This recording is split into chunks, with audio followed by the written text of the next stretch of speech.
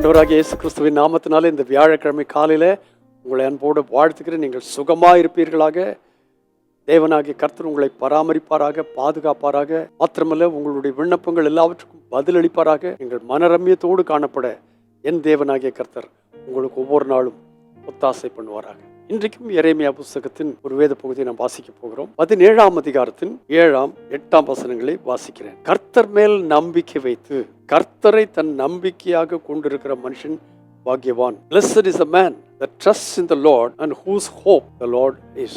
அப்படியானால் கர்த்தர் மேலே நம்பிக்கை வைத்து கர்த்தரை நம்பிக்கையாக கொண்டிருக்கிற மனுஷன் பாக்கியவான். அவன் ஆசீர்வதிக்கப்பட்டவன். கர்த்தர் அவனோடு கூட காணப்படுகிறவர். அவன் எப்படி இருப்பான் என்று கேட்டால் அடுத்த வசனத்திற்கு, அவன் தண்ணீர் அண்டையில நாட்டப்பட்டவன். வெயில் காலம், தண்ணீர்லாம் வறண்டு போகிற நேரங்கள். ஆனால் இவன் கர்த்தர் மேல் நம்பிக்கை வைத்திருக்கவன் எப்படிப்பட்டவன் என்று கேட்டால், தண்ணீர் அண்டையில் நாட்டப்பட்டதும் கால்வாய் ஓரமாய் தன் வேர்களை விடுகிறதும் உஷ்ணம் வருகிறதை காணாமல், எவ்வளவு உஷ்ணம் வந்தாலும் அது அவனை பாதிக்காது. உஷ்ணம் வருகிறதை காணாமல் இலை பச்சையாயிருக்கிறதும். ஹல்லேலூயா. நீங்களும் நானும் எப்படி இருக்கிறோம்? கொஞ்சம் கஷ்டம் வந்துச்சுன்னா சோர்ந்து போறோமே. வேதத்தில் சொல்லியிருக்கிறது, ஆபத்து காலத்தில் சோர்ந்து போகிறவன் அவன் பலன் அற்றவனா இருக்கிறான். இங்க என்ன சொல்லியிருக்கிறது? அவன் தண்ணீர் அண்டையில நாட்டப்பட்டவன், கால்வாய் ஓரமாய் தன் வேர்களை விட்டவன், உஷ்ணம் வருகிறதை காணாமல் இலை பச்சையா இருக்கிறவன், மழை தாழ்ச்சியான காலத்திலும் வருத்தமின்றி தப்பாமல் கனி கொடுக்கிற மரத்தை போல இருப்பான். அப்போ கர்த்தர் மேல் நம்பிக்கை வைத்த ஒரு மனுஷன் யாரோ அவன் எப்படி இருப்பான் என்று இந்த வசனம் நல்லா சொல்லியிருக்கிறது. மழை தாழ்ச்சியான வருஷத்தில் மழையே கிடையாது, ஈரம் கிடையாது. அப்படிப்பட்ட சூழ்நிலையிலும் வருத்தமே இல்லாம தப்பாமல் கனி கொடுக்கிறதுமான மரத்தை போல. நீங்கள் நான் கனி கொடுக்கிறோமா? கனி கொடுக்கிறது என்று சொன்னால் என்ன அர்த்தம் கேட்டால், மற்றவர்களுடைய வாழ்க்கைக்கு நாம் ஆசீர்வாதமாய் வாழ்வது, மற்றவர்களுடைய தேவைகளில் அவளுக்கு ஒத்தாசையாக இருப்பது, அவளுக்காய் ஜெபிப்பது, அவர்களை அரவணைப்பது.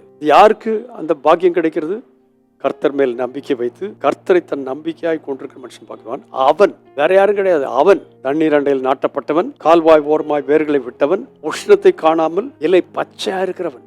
அவன் எப்ப பார்த்தாலும் சிரிச்சுட்டே இருப்பான். மழை தாழ்ச்சியான வருஷத்தில் வருத்தமின்றி தப்பாமல் கனி கொடுக்கிறவனா இருப்பான்.